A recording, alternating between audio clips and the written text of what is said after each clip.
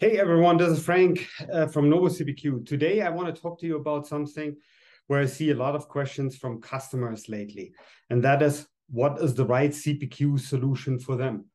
The reason they have this question at this time is because of the current economic worries, right? So inflation, recession, and so on. And they are looking to CPQ tools to help them improve their sales process, to automate their sales process, to increase revenue, to reduce costs, and so on, right? So all the typical CPQ benefits that you have.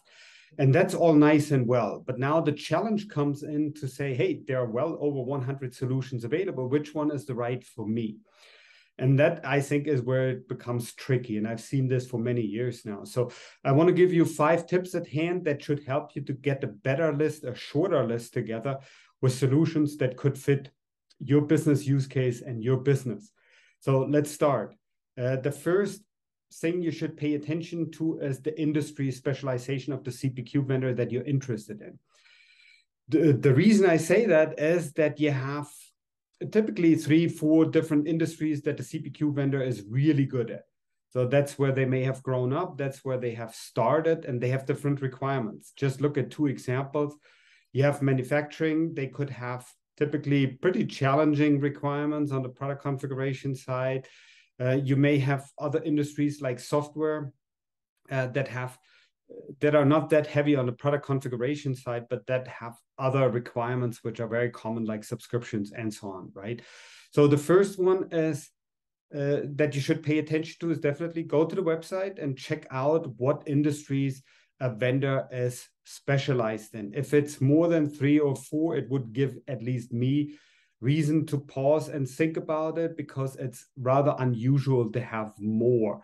There are some exceptions potentially, but in general, be careful. Try to understand it as much as possible from the website where the vendor is really good at, and you obviously will also look at other sources to confirm that. The second topic you should pay attention to is the ability to handle complexity. So what I mean by that is there are some tools which can handle potentially thousands or tens of thousands of part numbers or options in the product model. And they have capabilities like sales reps can use it, channel partners can use it, like resellers, distributors. It can be used on a website, it can be used on digital marketplaces, and so on. So the ability to handle complexity is another thing that is important to pay attention to. And not every application does the same thing here. So you have to really read a little bit closer to see where the differences are. But that is definitely something that is worth paying attention to see what kind of complexity a solution can handle. Then third, I would say, is the feature and function focus. And that is, where is a solution really good at, right? So now already in the name, you have 3 capabilities. You have the product configuration capability, you have the pricing capability, and you have quoting. When you think about that, 3 potentially very different areas, and not everyone paid attention to that, especially if a vendor is older than, let's say, 10, 15 years, right? So they probably came from product configuration, started their capabilities and their feature and function focus on that part, and then added other parts over time. So that's a very important one. Think about it like this. You have some solutions which are really good on the product configurator. They can handle tons of different capabilities, do that really fast.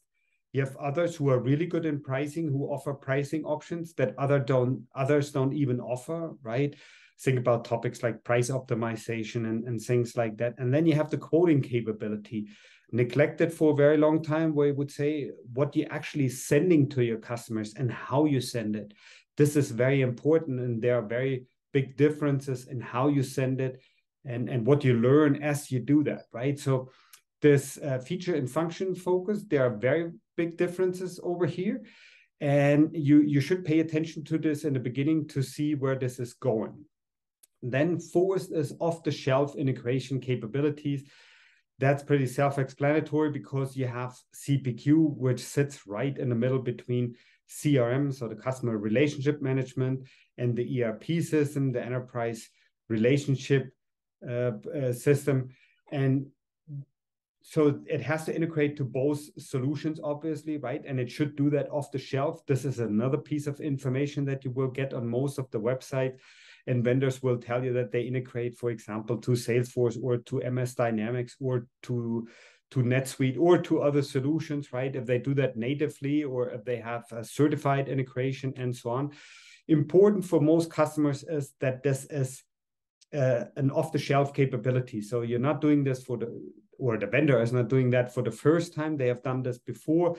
The reason that's important for customers is because if they have done it before, it's most likely to take a little bit less time and therefore less costs, right? So that's why you should pay attention to this. And there are a lot of cases where you have additional integration capabilities that could be to an e-commerce solution, right? So that could be to a CAD solution, computer automated design, that could be to a product lifecycle management solution, a PLM, that could be to a CLM, a contract lifecycle management solution, and other systems may be connected to a CPQ as well.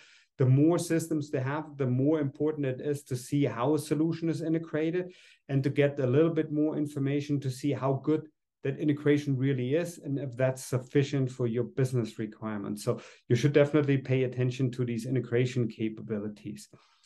Last but not least, I want to mention something that's no longer top of mind for most customers, but I still see a number of customers, especially in Europe, that are still paying attention to this. And that's why I mentioned it over here. And that is cloud solution versus on-premise solution. Now, there are obviously a ton of reasons why you should use a cloud solution, so you can use it at any time on any device and so on. But customers who use on-premise solutions typically have these solutions for quite some time.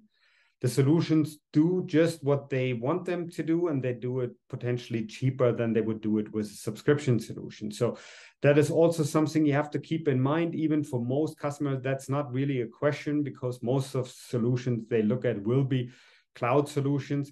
But there are certain industries, certain places where you can still buy on-premise solutions. So if that's important, absolutely a point to pay attention to. So now I gave you these 5 points. I know that's obviously just the beginning, and that's fine. So if you have more questions, and we have done this many times before, if you have more questions, you need more help with that, finding the right solution for you, Novo CPQ can help. We've done that for many years now. So just send me an email to frank.sohn@novocpq.com to do that. And if you put your shortlist together by yourself, I definitely wish you all the best, and keep at least these 5 things in mind to just make a better selection and to make sure you pick the right solution for your business. Thanks, everyone.